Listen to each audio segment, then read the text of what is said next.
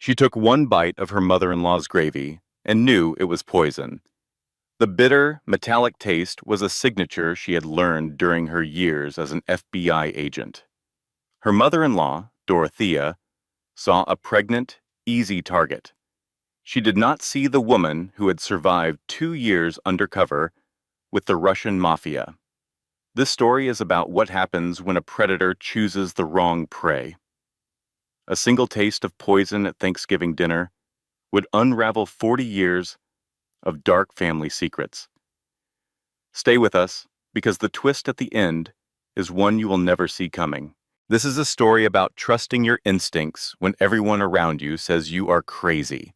It is about fighting back when the people who should protect you become your greatest threat. And it is proof that the truth, no matter how long it takes, will always find its way into the light. Dorothea Hartwell smiled as she passed the gravy. "I made this special, just for you," she said. 22 pairs of eyes turned to Vivian. The grand dining room at the Hartwell estate was filled with the warm scent of turkey and spice. Vivian, 7 months pregnant and exhausted from a recent kidnapping case, just wanted to be home. But her husband, Grant, had insisted family Thanksgiving was not optional.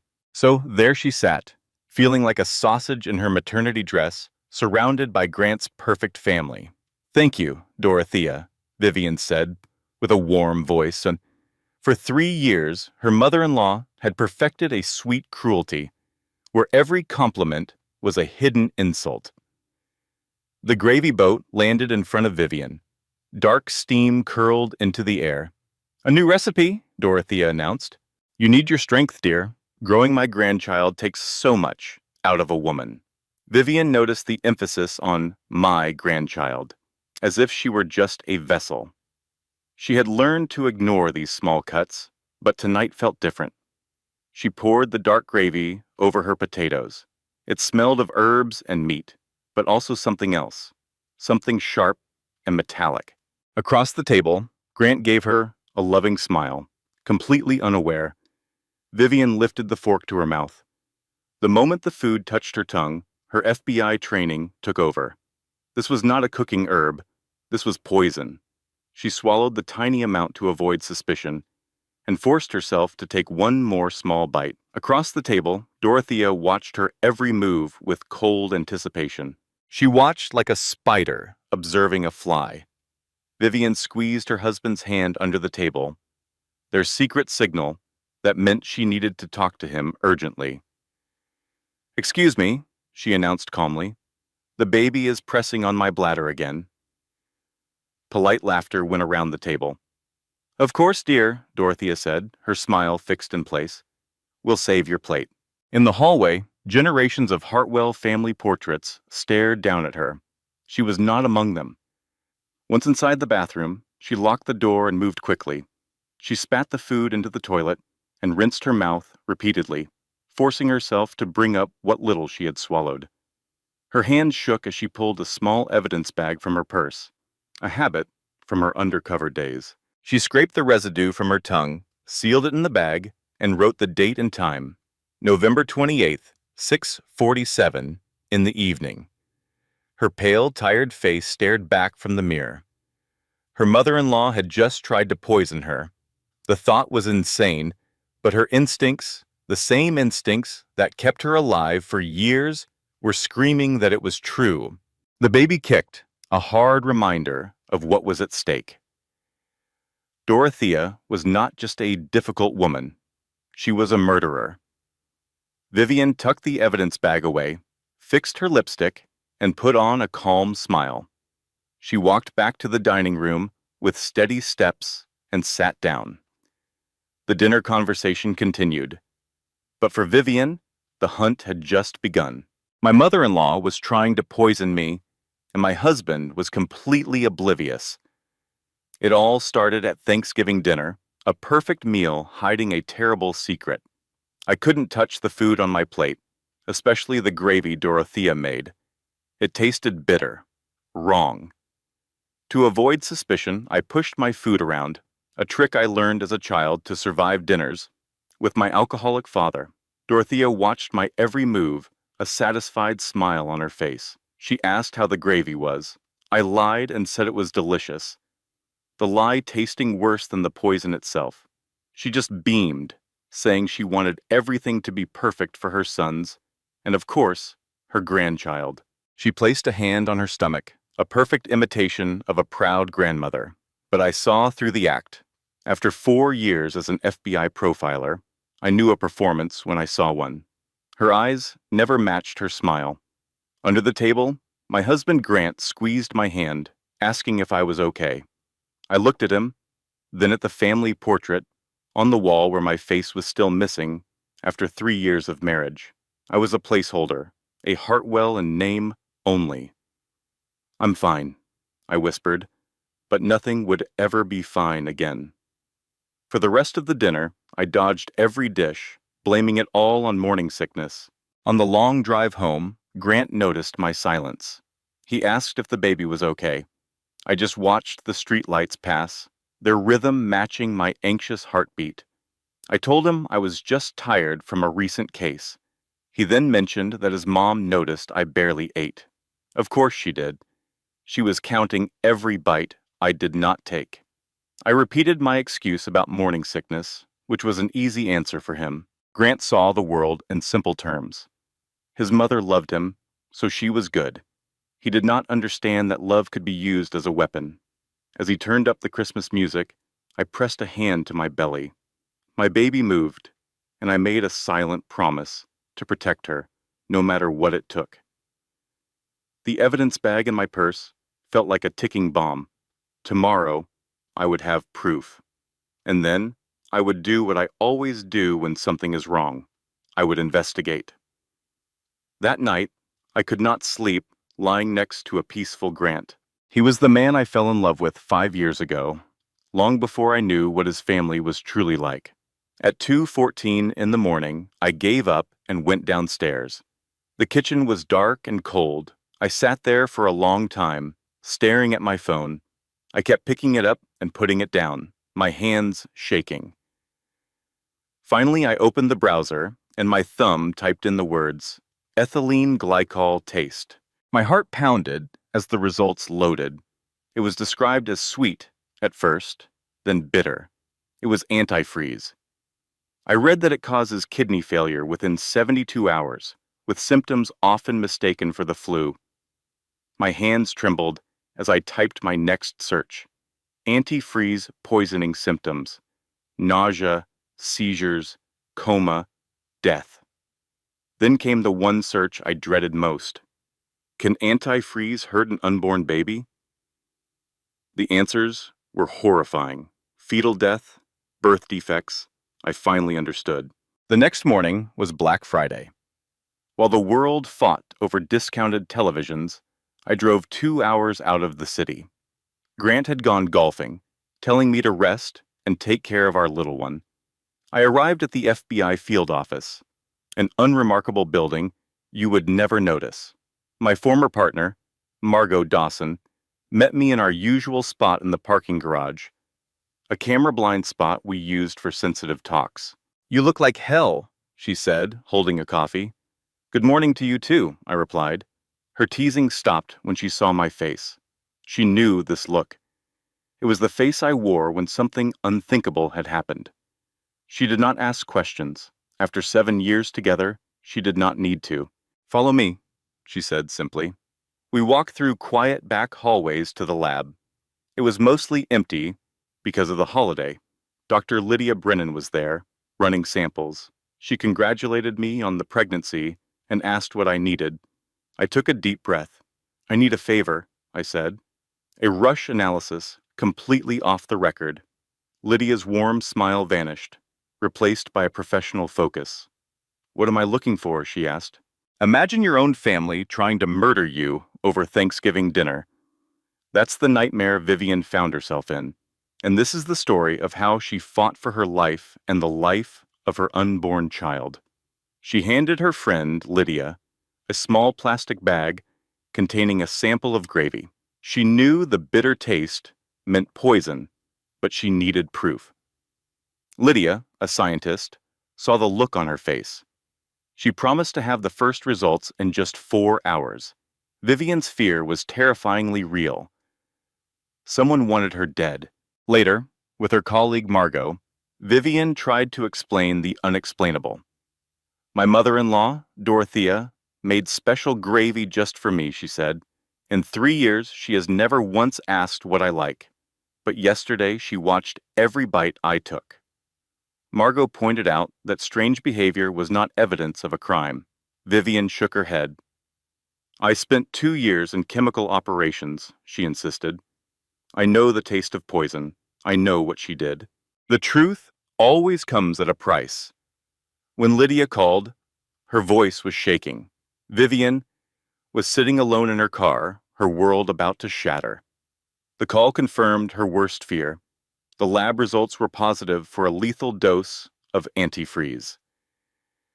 It was a cold, calculated attempt on her life. The amount you ate was designed to cause total kidney failure, Lydia explained. The words hit Vivian like a physical blow. Then came the most devastating part. In a pregnant woman, Lydia continued softly, it would affect the fetus first. A miscarriage within 48 hours, followed by your own death. Her own family had tried to kill her baby. The betrayal was absolute. A short time later, her husband Grant called. He was happy and cheerful after a day of golf, completely unaware of the horror that had unfolded. Mom wants us to come over for leftovers, he said. The sound that escaped Vivian's throat was sharp and broken. How could she tell him his mother had tried to murder her? Just come home, Grant, she managed to say. We need to talk right now. She waited for him in the dark, the damning lab report sitting on the coffee table. The evidence was proof of an unspeakable act. Her mother-in-law, the respected society woman, had tried to kill her to get rid of her and her grandchild. Vivian placed a hand on her stomach, feeling the gentle movement of her baby. She made a silent promise to protect her child, no matter the cost. When Grant finally walked in, he was confused by the darkness. Vivian's voice stopped him cold. Sit down, she said. She pushed the lab report across the table. She watched as he read the words, as the color drained from his face, and his world began to fall apart. She saw his perfect image of his family being destroyed by the truth. Your mother served me poison yesterday, Vivian said, her voice steady and clear. She gave me enough antifreeze to kill me and our baby. Grant stared at the report, his hands trembling. The proof was undeniable, written in cold, scientific language. But the truth was too monstrous for him to accept. My mother wouldn't do that, he stammered, shaking his head. She couldn't. He looked from the paper to his wife, his eyes filled with a desperate plea for it to be a mistake. But Vivian's expression was unwavering. The battle for her life, and for the truth, had just begun. He would have to choose between the family he knew and the family they were supposed to become. There has to be another explanation, Grant insisted, his voice filled with desperation. Maybe the gravy was contaminated. Vivian's response was cold and precise. Grant, ethylene glycol does not just appear in food. Someone deliberately put poison in the gravy that only I was served. He let out a harsh, disbelieving laugh. You actually think my mother tried to murder you? Do you hear how insane that sounds? She met his gaze without flinching. I am a federal agent. I analyze facts for a living. And the fact is, the lab results show poison. Someone put antifreeze in my meal, she stated again, her voice even. I am asking you to consider the person who prepared that meal. Grant's voice cracked. You want me to believe my own mother tried to kill my wife and our unborn child? That is completely crazy. The word stung. Do not call me crazy, she warned him. He ran a hand through his hair. There has to be another reason. She stood up to face him directly. Then explain it. Explain how poison ended up only in my portion. Explain the strange look your mother gave me with every bite I took. For years I have studied psychopaths, Grant. I can recognize a performance. Your mother is hiding something behind that loving smile. She could see the conflict tearing him apart. Part of him knew she was right. His shaking hands betrayed him, but he could not abandon the lifelong image of his perfect mother. I have to call her, he said at last. She deserves a chance to explain. Vivian felt a wave of defeat, but simply nodded. He needed to hear the lie for himself. Grant switched the phone to speaker. On the third ring, Dorothea answered, her voice sickeningly sweet. Grant, darling, how was your game? He got straight to the point. Mom, I need to ask you about the gravy you made for Vivian. There was a brief, almost imperceptible pause. Of course, sweetheart. What about it? He looked at Vivian, who gave a slight nod. She said it tasted strange, Dorothea's voice filled with fake hurt. But I made it just for her, something special for the mother of my first grandchild. I know, Mom, Grant said.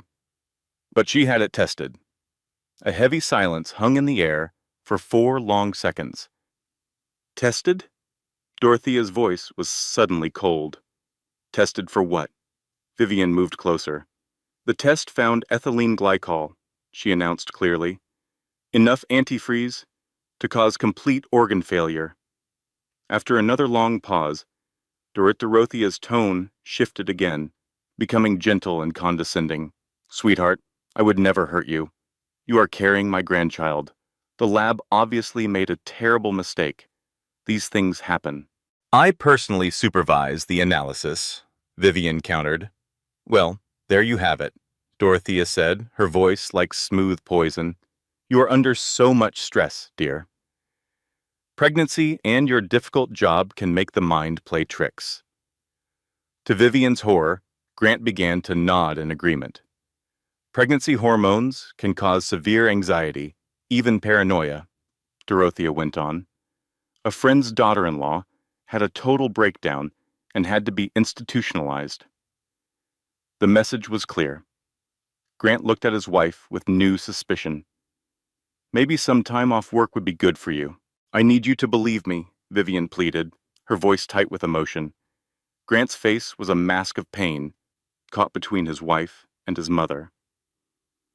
I believe something happened, he said slowly, but not that my mother did it. She loves us. She loves the baby. Vivian's voice finally broke. The baby is just an it to you now. I am just the vessel, exactly like your mother always says. Later that night, Vivian sat alone in her car, staring at the warm lights of the home they built together. She could not bear to look at the man who had chosen his mother's lies over her evidence.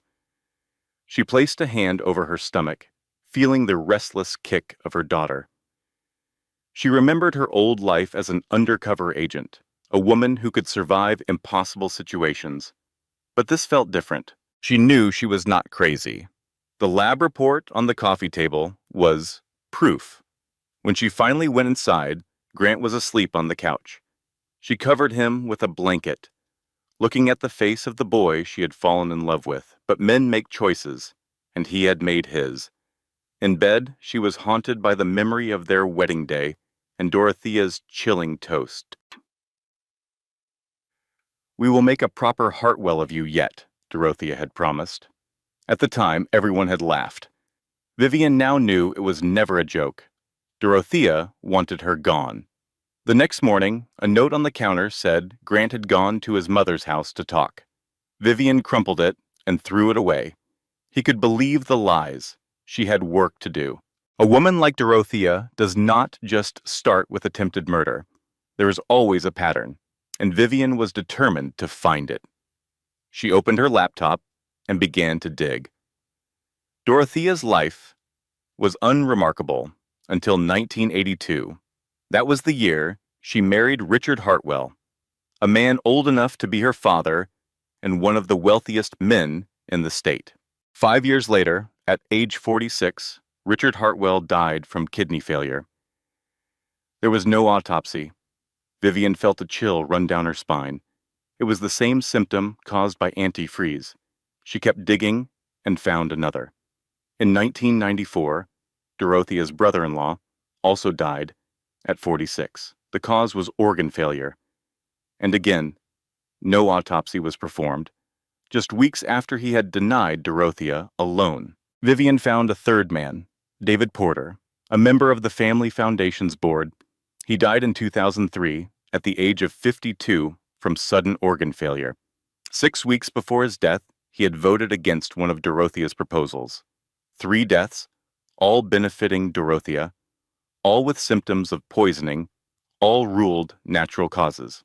She immediately called her old partner, Margot. "It is a pattern," Vivian explained. 3 people are dead, all connected to Dorothea, and now she is trying to make me number 4. The realization was horrifying. Her mother-in-law was a serial killer. By Monday morning, Margot had the files. They met at a quiet coffee shop where Margot slid a thick folder across the table, her face grim. "It is not just deaths," Margot said quietly. The folder was filled with old records. In 2004, Grant's college girlfriend was hospitalized with a mysterious stomach illness. She broke up with him soon after. Then his fiancée before Vivian suddenly developed severe anxiety and panic attacks. She called off the wedding and moved away. The terrifying pattern was undeniable.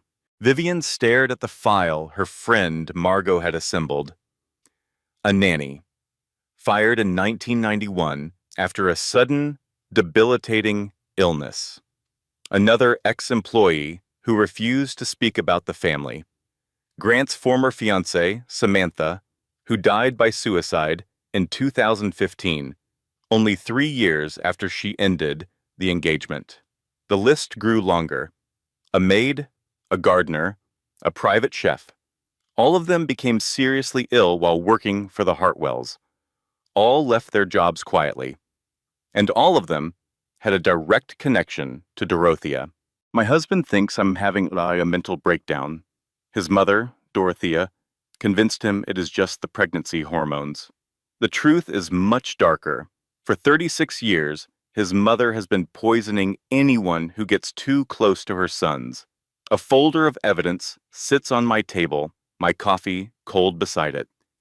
I feel my baby move, a tiny, determined kick. This is not just about me anymore. I will not be the next name on her list of victims.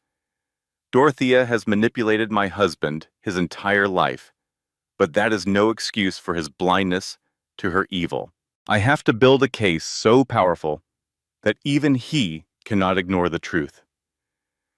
That night, Grant came home late, the faint scent of his mother's perfume clinging to his coat. He avoided my eyes, and I knew I was alone in this fight. I found peace in the pale, yellow nursery, rocking in the glider. I was no longer just a wife. I was an investigator with a mission. He would not believe me, so I would have to make him see. I thought about the women in those files, the ones who got sick, the ones whose careers were ruined, the one who took her own life. I thought of my sister-in-law, a hollowed-out version of a person after 6 years of marriage.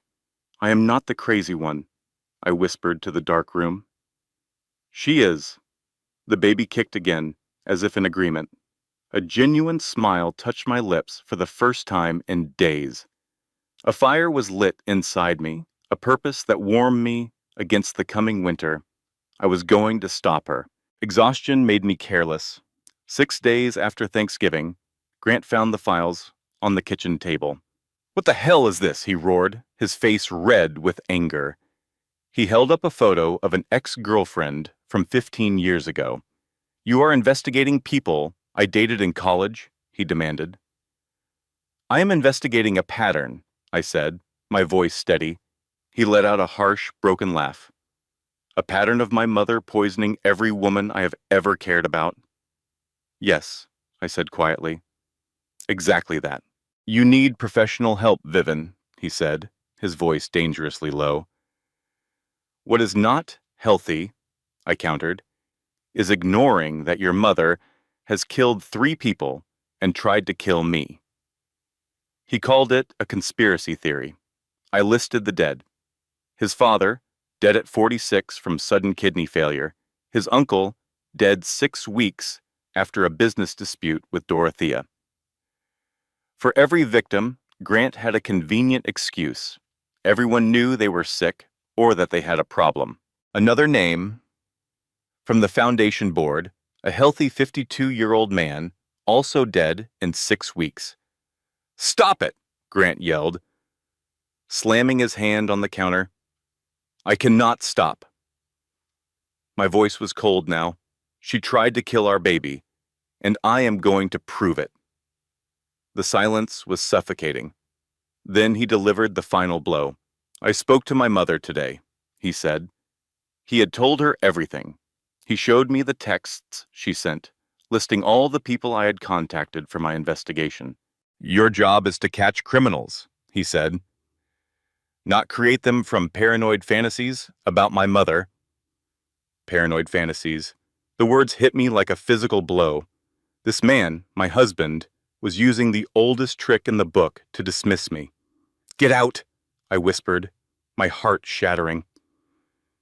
"Get out of this house right now. You just looked at all this evidence and called me paranoid.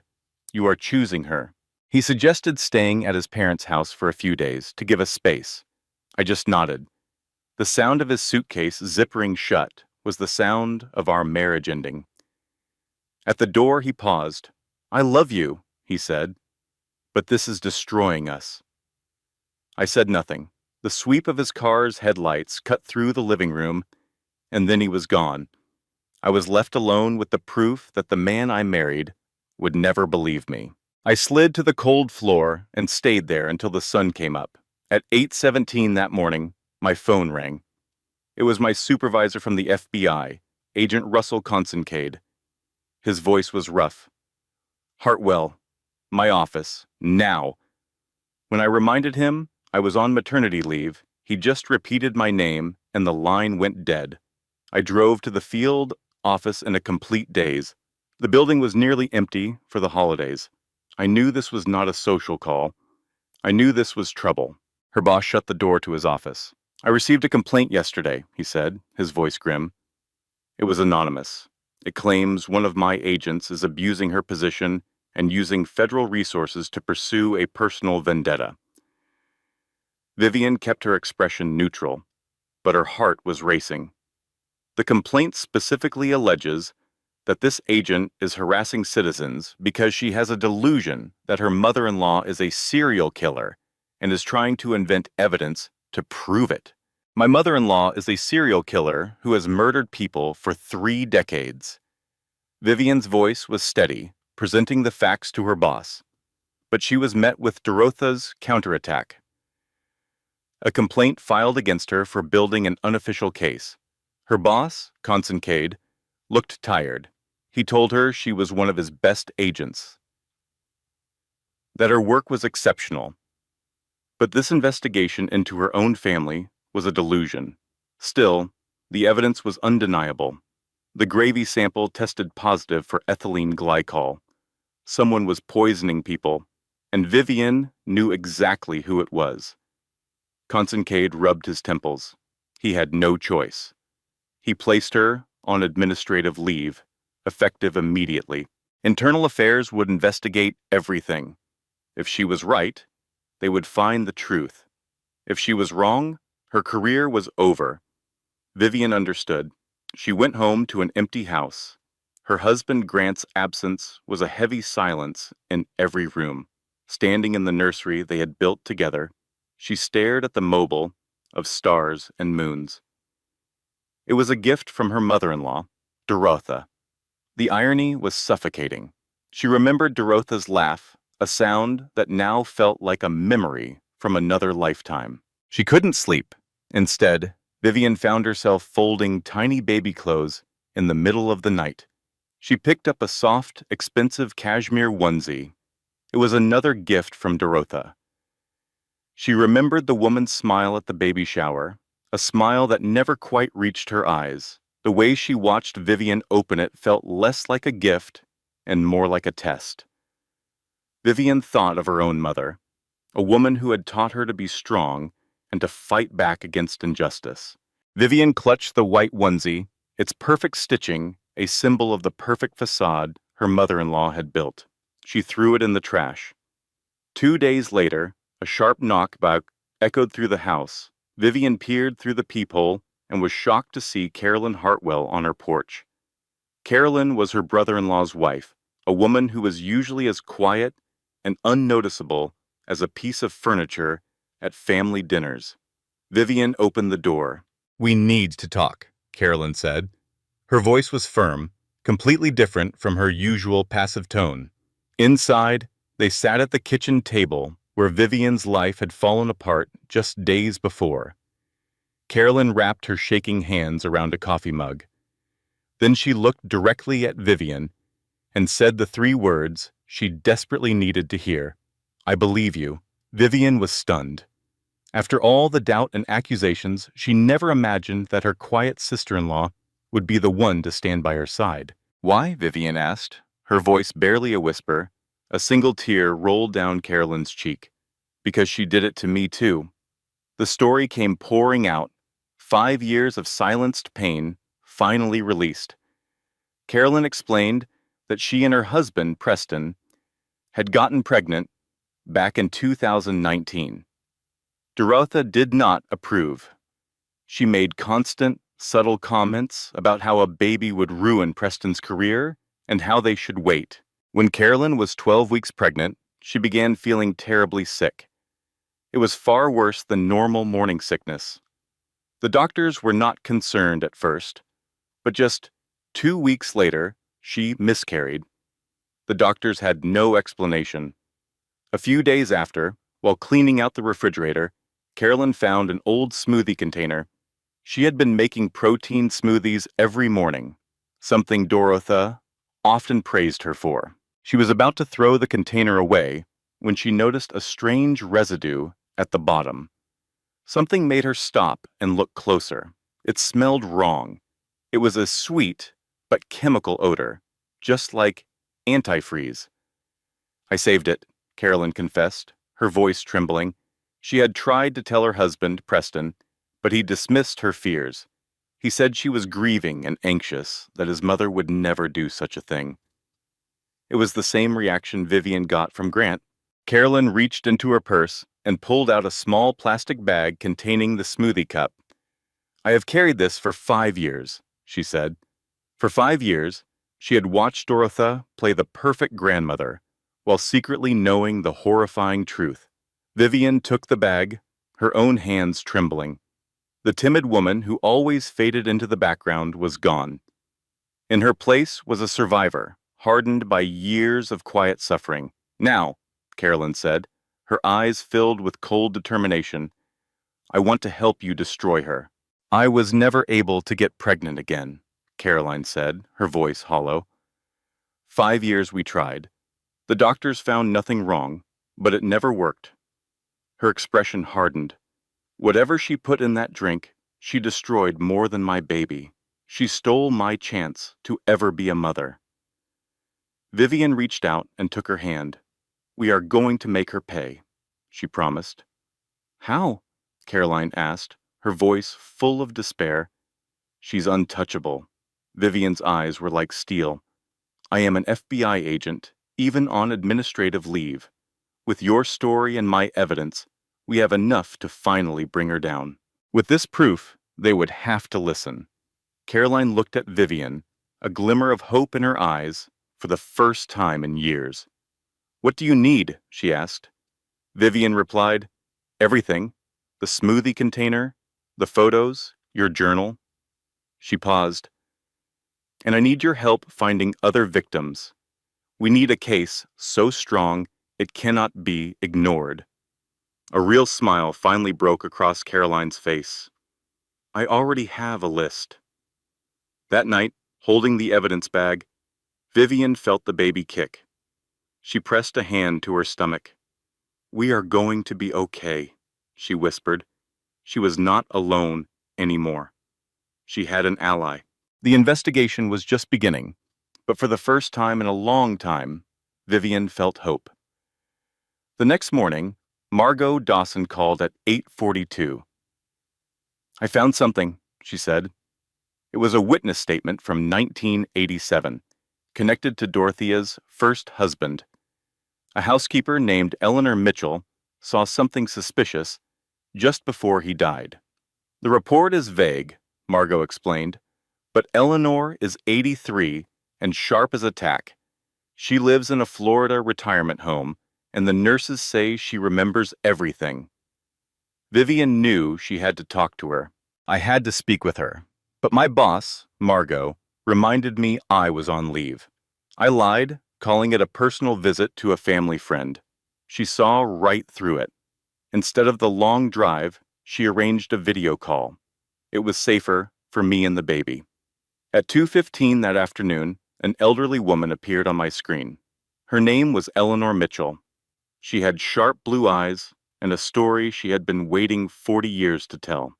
"You are the FBI agent who married a Hartwell," Eleanor said, her voice surprisingly strong. She told me she had been keeping track of the family for decades. Every illness, every accident, every death. She was their housekeeper from 1981 to 1988. She remembered Richard Hartwell as a truly good man, kind and generous, someone who treated his staff with respect and even helped pay for her daughter's college education. His wife, Dorotha, was another story entirely. Eleanor described her as cold and calculating, obsessed with appearances. Her opinion changed forever 1 week before Mr. Richard died. Eleanor had gone back to the house at 4 in the morning to get something she had forgotten. She let herself in quietly, not wanting to disturb anyone. That is when she saw Mrs. Dorotha standing at the kitchen counter, holding a small, unlabeled bottle made of brown glass. She watched as Dorotha carefully poured a greenish liquid into Mr. Richard's coffee maker. He made a pot at the same time every single morning. It was his daily ritual, and his wife knew it. Eleanor could not see exactly what it was, but the woman was measuring it drop by drop. Terrified, Eleanor slipped out unnoticed. She tried to tell herself she had imagined it, but then she watched Mr. Richard get sick that week. His kidneys started to fail, and the doctors had no explanation. After he died, Eleanor went straight to the police and told them what she saw. A detective took her statement and promised to investigate, but nothing ever happened. The case was closed, ruled natural causes. 2 months later, the detective retired with a full pension. Dorotha fired Eleanor, claiming she needed to cut costs. Then came a letter from a lawyer, a veiled threat reminding her about a confidentiality agreement and the consequences of spreading rumors. For 40 years, Eleanor stayed quiet, but she never forgot. She showed me a worn leather journal.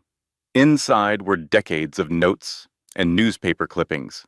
It was a horrifying record of every suspicious death or illness connected to the Hartwell family. She opened it, showing page after page of details. A brother-in-law who died after refusing Dorotha a loan. A board member who died after blocking a deal she wanted. Young women who dated her sons and became mysteriously ill. This was 40 years of watching, of knowing a monster was getting away with murder. Eleanor said she had prayed someone would one day be strong enough to stop her, and she was ready to testify. After the call, I knew I finally had a case. My colleague Margot started digging. She found financial motives. The dead brother-in-law had a $300,000 life insurance policy. His wife, Dorotha's sister, loaned Dorotha $50,000 shortly after. The dead board member, David Porter, had been blocking a deal worth $5 million to the family foundation. After he died, the deal went through. Margot knew this could end her career if we were wrong, but she agreed to take the evidence to our boss, Cade. That night, Cade called me. He had seen the file. His voice was sharp. He said the evidence was compelling, and the pattern was undeniable. He cleared me for limited duty ordering me to his office Monday morning. Finally, after all this time, the wheels of justice were starting to turn.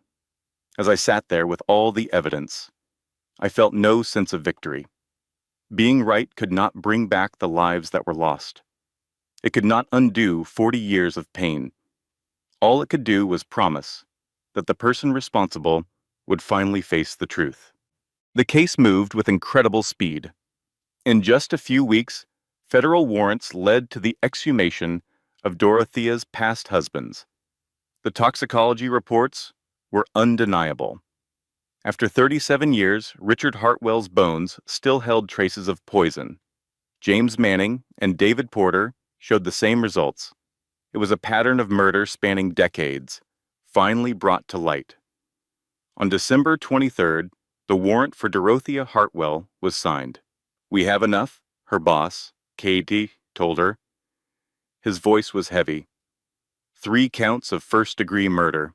My mother-in-law was a serial killer, and I was about to expose her at her own Christmas party. The federal agent, Kyde, laid out the charges. 2 counts of attempted murder, with more to come. We planned to move on Christmas Eve during her lavish annual gathering. With 50 of her high society friends watching, she would have nowhere to hide. Cade asked if I was sure I wanted to be there. This was personal, and that was exactly why I had to see it through. My husband Grant called later, for the first time in 3 weeks. He sounded broken. He said federal agents were everywhere, asking what was happening. I stood in the empty house we once shared and told him I was just doing my job. He was in disbelief. "They say Mom is being arrested for murder," he stammered. I confirmed it was true and that there was no mistake. We had 40 years of evidence, from lab results to witness testimony. A heavy silence fell between us. Then his voice cracked. "I should have believed you," he whispered. "I should have listened." He asked if he could come over, if we could talk. For so many nights, I had dreamed of him choosing me. But that time had passed. "Not tonight," I said, my voice firm. "I have work to do." I hung up the phone before he could reply. The Hartwell estate was glowing with fairy lights when we arrived. Through the windows, we could see crystal chandeliers and a string quartet playing for the wealthy guests. I stood at the edge of the property, my FBI badge clipped to my jacket, feeling my 8-month-old baby kick. At 8 o'clock, we moved in. As the front doors opened, the warmth and laughter of the party washed over us. But the moment I walked in with 6 federal agents, the room fell silent. 50 shocked faces turned to stare as they realized what was happening. Dorothea Hartwell stood by a massive Christmas tree, a perfect picture of elegance in a red velvet dress. When her eyes met mine and saw the badges, her champagne flute slipped from her hand and shattered on the marble floor. My voice was steady and clear as it echoed across the silent room. "Dorothea Hartwell, you are under arrest for the murders of Richard Hartwell, James Manning, and David Porter." I continued, listing the charges of attempted murder against her granddaughter and me. Gasps rippled through the crowd as I informed her of her rights. Shock turned to fury on Dorothea's face. "This is absurd," she hissed, her voice like ice. "I will have your badge for this. I will destroy you." I calmly stepped forward and told her about the evidence we had, from the poison in the Thanksgiving gravy to toxicology reports from 3 exhumed bodies. Her mocking laughter stopped when I mentioned a key witness. "From Eleanor Mitchell," I said. "Your former housekeeper. She saw what you did to your husband 40 years ago."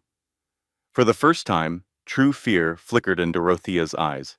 "That is impossible," she whispered, her composure gone. I informed her that confidentiality agreements do not cover criminal acts.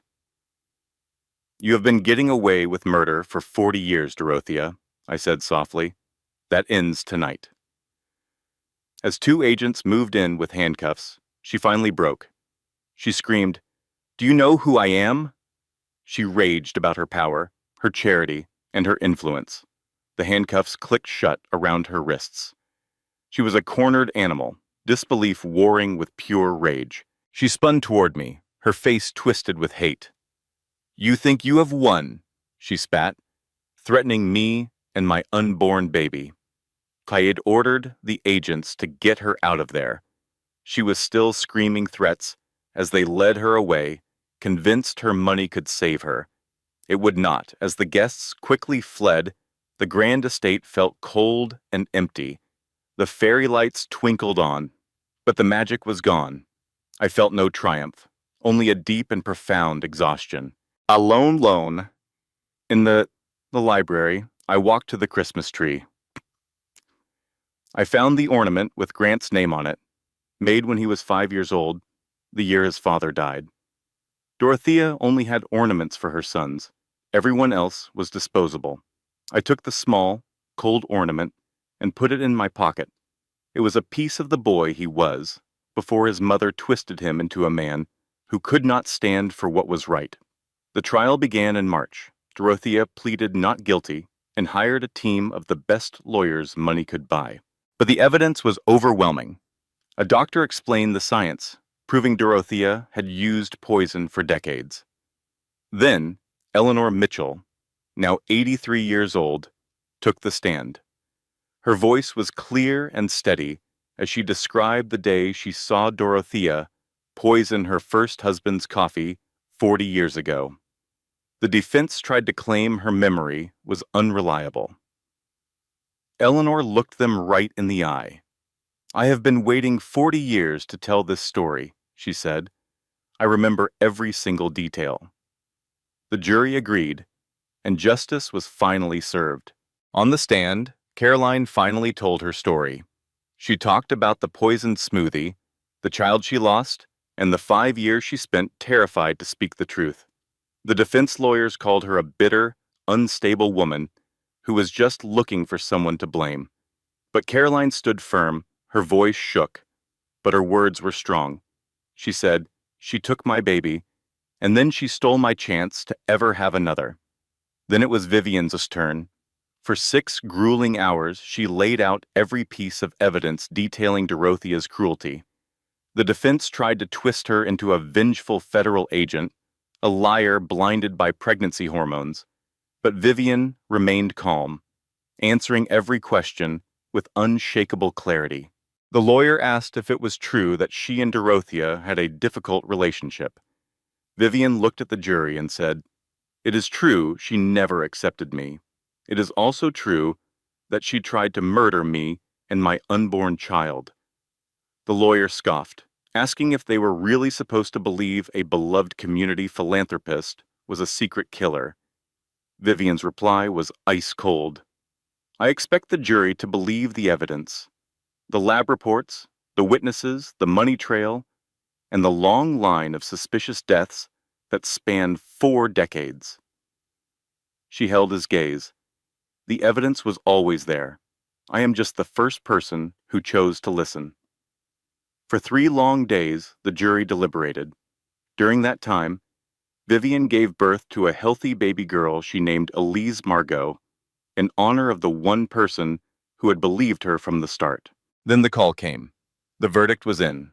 Holding baby Elise in a carrier, Vivian walked into the packed courtroom, her hands steady.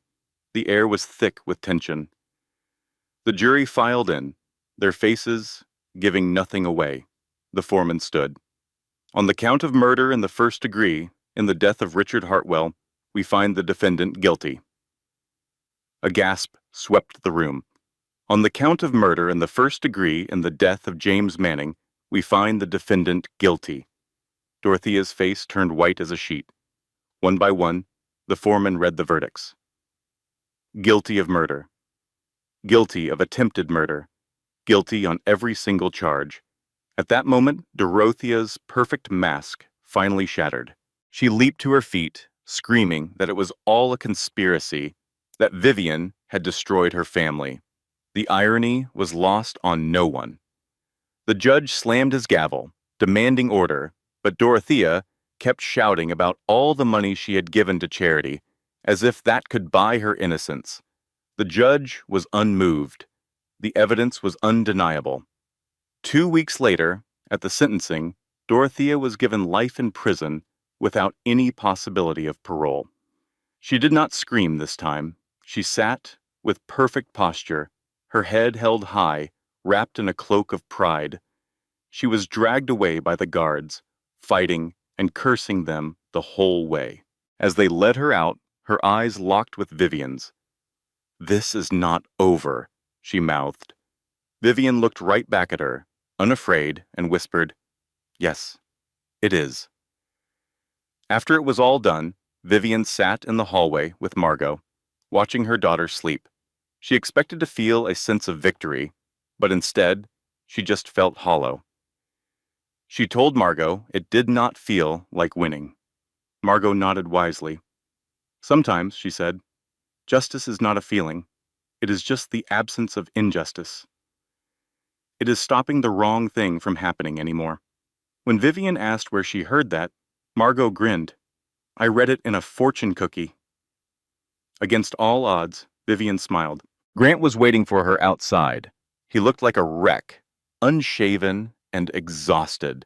For 3 months, he had watched his entire life get torn apart, learning that his mother was a monster and his childhood was a lie. "Vivian," he started, his voice cracking, "I should have believed you." Vivian's voice was flat. "Yes, you should have."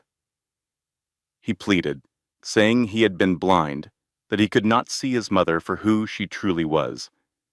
He took a step forward, asking if they could please try to fix things, to be a family again. Vivian looked at the man she had loved, the man who had abandoned her when she needed him most. She thought about all the lonely, terrifying nights she had endured while he stayed with his mother. "No," she said, her voice soft but final. "That woman you married, the one who trusted you completely, she is gone. I cannot be her anymore." Grant insisted Elise was his daughter too. Vivian agreed they would share custody fairly, that she would never keep their daughter from him. "But us?" she said, meeting his gaze. "That ended the moment you chose your mother over me. You called me paranoid. You left me alone and pregnant while I was fighting for our child's life." Tears streamed down Grant's face as he whispered he was sorry. "I know you are," Vivian said gently. "But sorry does not fix this. It does not rebuild my trust." She turned to leave, then paused. "You are not your mother, Grant. You are not evil, but you are weak. You let her control you, and until you figure out who you are without her, you are not someone I can be with." She walked away and never looked back. 6 months later, Vivian was in a new apartment. It was smaller, but it was all hers. The walls of Elise's room were painted a hopeful sage green. Photos of their new, happy life were everywhere. There were pictures of Margot, Caroline, and Eleanor, all holding the baby they had helped protect. Her life was finally her own. The divorce was finalized in July. Grant had moved away and was in therapy. He was trying to be a better man, and Vivian could see it. Maybe one day they could be friends, but they would never be husband and wife again. One Tuesday morning, her boss, Agent Consincade, called her into his office. As she walked in, leaving Elise at the office daycare, he motioned for her to sit. "How is the baby?" he asked with a smile. Vivian smiled back. "She is growing, crawling, and putting everything in her mouth." Her life was finally moving forward, filled with hope and peace. 6 months later, Vivian's daughter was keeping her up at night. Her boss, Consincade, just smiled. "I have something for you," he said, sliding a folder across his desk. Inside was a promotion to supervisory special agent. "You earned it, Hartwell. That case opened our eyes to crimes we were missing." Vivian looked at the paperwork. This was everything she had worked for. "I have one condition," she said. "I want to lead a task force dedicated to domestic poisoning. We need to help the victims no one else believes." Consincade listened as she described the hidden crimes and the powerful people who commit them. "Write a proposal," he said. I will take it to the director. A year after that terrible Thanksgiving, Dorothea was in a maximum security prison with no chance of parole. The Hartwell empire was gone, but Vivian's work was just starting. Her task force was approved, and her team was already handling cases from all over the country. She couldn't save everyone, but she was saving the ones nobody else saw. On Thanksgiving Day, Vivian's apartment was filled with laughter. Around her table sat Margot, a glowing Caroline with her new husband, and Eleanor, who flew up from Florida. There were also new friends from a support group Vivian had started. In her high chair, her 14-month-old daughter, Elise, was happily covering herself in mashed potatoes. Vivian laughed, a deep, genuine laugh she thought she had lost forever. She has good aim, Margot noted with a smile. For the first time in a very long time, everything felt right. Vivian stood before the friends who believed her when no one else did. Her baby, Elise, happily tossed food. "A year ago," Vivian said, "I thought family meant blood. I was wrong." She met their eyes. Real family are the people who fight beside you, not against you. She raised her glass. "To my daughter, who made me brave, and to second chances." The room filled with laughter. Later that night, Vivian saw a new woman in her reflection. She was not the scared person waiting for a husband to believe her. She realized she never needed saving, only the courage to fight for herself. In the nursery, she watched her 14-month-old daughter sleep. "You will always know your worth," Vivian whispered. "You will trust your instincts and never let anyone make you doubt the truth," she promised, "and you will always fight back." This was the story of Vivian Hartwell, who proved that true monsters can hide behind a perfect smile. If you cheered when the handcuffs clicked shut on Christmas Eve, please hit the like button. Have you ever had a gut feeling that others called crazy? Tell me your story in the comments below. Share this with someone who needs to know their instincts matter. Subscribe and turn on notifications so you never miss another story like this. Remember, the most dangerous thing you can do is silence your own voice. This content was carefully researched, developed, and manually edited by our team to bring you meaningful lessons and inspiration. Thank you for watching until the end.